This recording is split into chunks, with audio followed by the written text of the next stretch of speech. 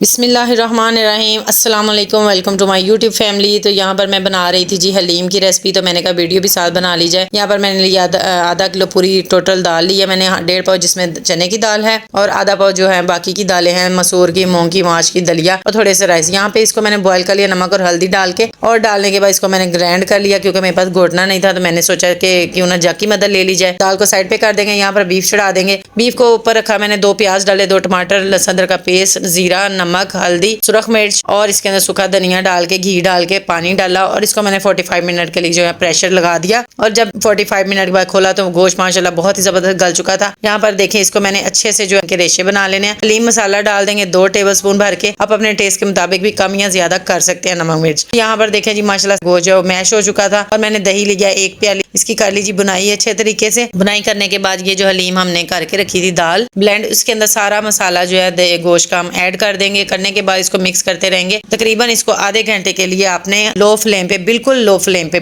जैसे दम पे राइस रखते हैं वैसे इसको आपने पकाना है। जैसे अच्छे से कुक हो जाए फिर आपने इसको चूल्हा बंद करना है चेक करने के बाद। तो जी जनाब, सालन कोई भी हो, जिन्नी देर ਉਹਦੇ ਵਿੱਚ दिल ला के तुसी काम नहीं करोगे, खाना थोड़ा मजेदार नहीं पके। यहाँ पर मैंने 2 लौंग लिए थे, 1 बड़ी इलायची ली थी, वो भी ऐड कर दी। नमक कम लग रहा था वो भी डाल दिया। तो यहाँ पर देखें जी माशाल्लाह कलर कितना जबरदस्त आ गया। घी लिया, फिर से मैंने 1 अदद प्याज लिया, इसको मैंने तड़का लगाया। तड़का लगाने के बाद इसके अंदर आधा चम्मच काली मिर्च और 1 चम्मच भर के इसके अंदर गरम मसाले का ऐड करेंगे, जिसके साथ बहुत ही लज्जत भरी हलीम का टेस्ट आता है। तो जी इसके बाद मैंने डाल दिया सब्ज धनिया। डालने के बाद देखें लुक कितनी जबरदस्त निकल आई है। और वीडियो अगर अच्छी लगी है तो वीडियो को लाइक कर दो, शेयर कर दो और मेरे चैनल को सब्सक्राइब करना नहीं भूलना। मिलते हैं अच्छी सी प्यारी सी नेक्स्ट वीडियो में। अल्लाह हाफिज।